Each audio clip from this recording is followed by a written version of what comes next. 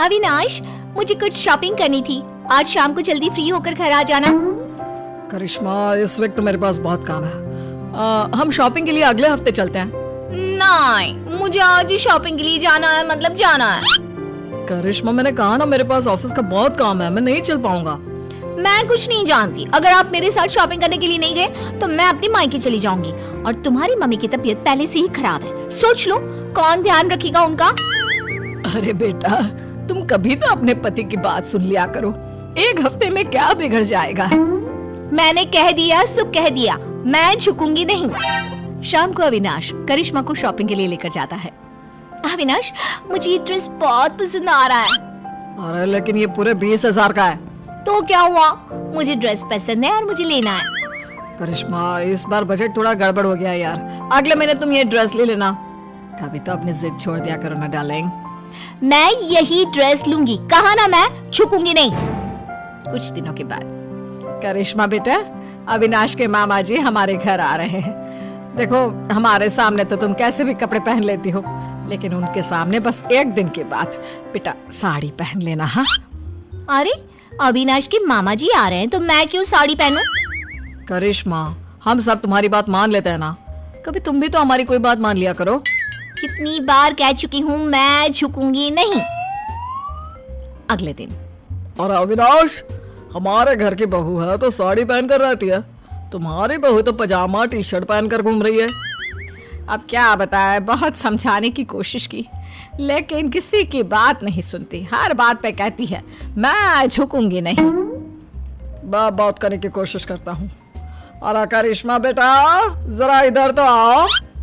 जी मामा जी, बताइए क्या हुआ? अरे वैसा तो तुम बहुत प्यारी हो बेटा, लेकिन तुम्हें इतना तो पता होगा ना कि कोई बड़ा घर आता है तो उसके पैर छूने चाहिए। देखिए मामा जी, मैं किसी के आगे झुकती नहीं, दिल से सबकी रिस्पेक्ट करती हूँ। मैं झुकूंगी तो बिल्कुल भी नहीं। सुन लिया आपने मामा जी, समझा समझा कर थक गए, हम किसी की नहीं सुनती।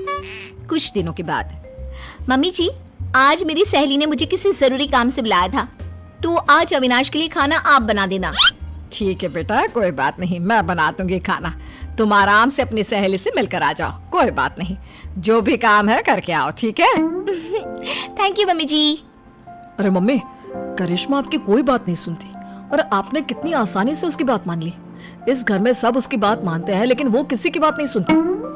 बात तो तुम्हारी ठीक है बेटा, लेकिन हम कर भी क्या सकते हैं। जब भी उसे समझाते हैं बस एक ही बात कहती है, मैं झुकूंगी नहीं।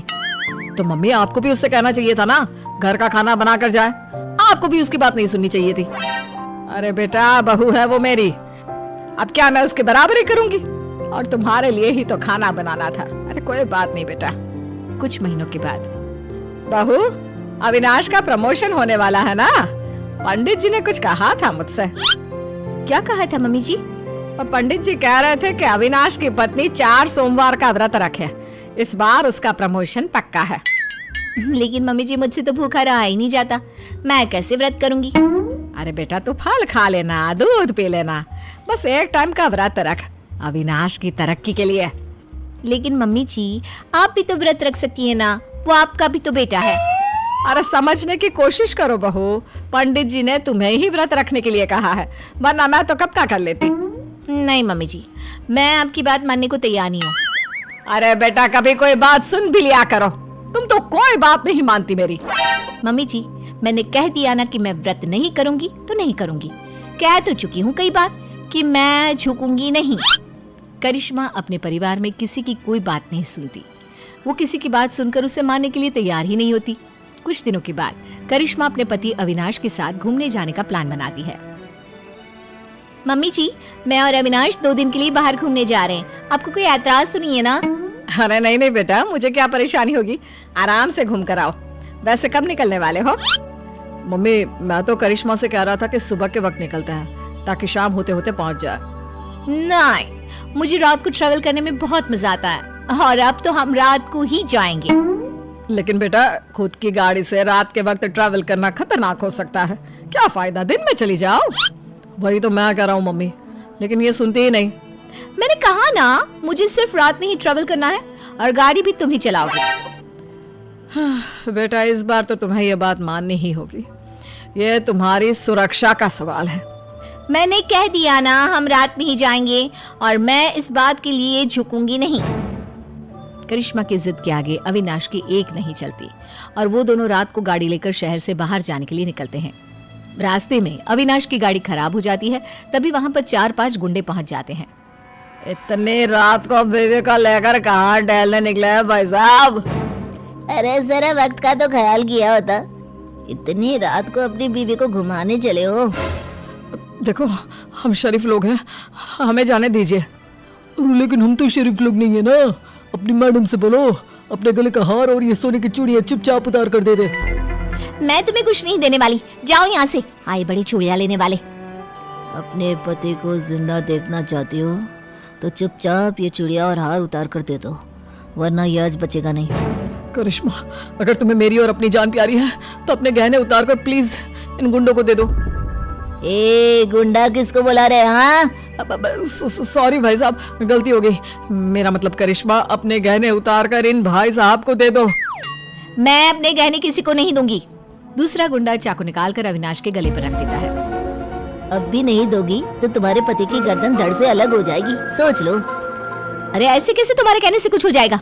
मैंने कह दिया सो कह दिया, मैं अपने गहने नहीं देने वाली, मैं किसी के आगे झुकूंगी नहीं। करिश्मा, ये तुम्हारे घर वाले नहीं है जो तुम्हारे झुकूंगी नहीं कहने से चुपचाप बैठ जाएंगे। ये मुझे सीधा ऊपर पहुंचा देंगे।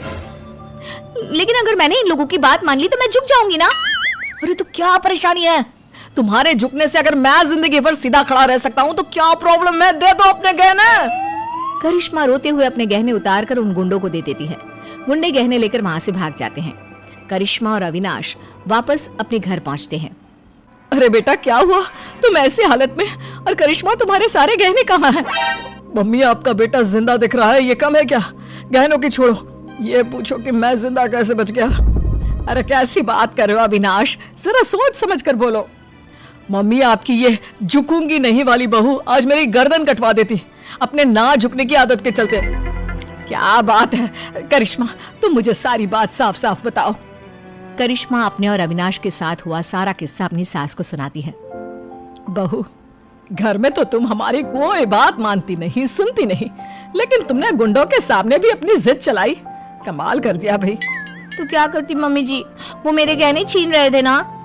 और गहने नहीं देती तो वो तुम्हारा पति छीन लेते, उसका क्या? लेकिन मैं उनकी बात कैसे मान लेती, मैं कैसे झुक जाती? अब भी तो झुकना पड़ा ना, क्योंकि उन लोगों ने तुम्हारे साथ जबरदस्ती की। हाँ, नहीं तो मैं उनसे कह देती मैं झुकूंगी नहीं। अरे ठीक है बहू, तुम्हें नहीं झुकना मत झुको। लेकिन देखो, तुम दोनों बहुत डरे हुए और थके लग रहे हो। अभी जाकर अपने कमरे में आराम करो और रात को पिकनिक पर जाने की कोई जरूरत नहीं है। ठीक है मम्मी जी, अभी तो मैं आराम करने जा रही हूँ।